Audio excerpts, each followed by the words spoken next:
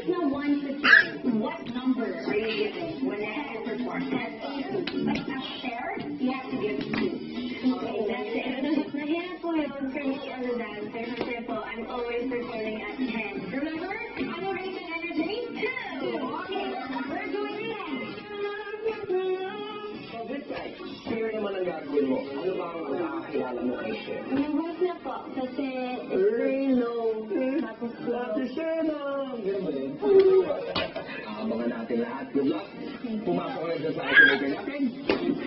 Sa pamilya, magpaalam mo na tayo kay AT as we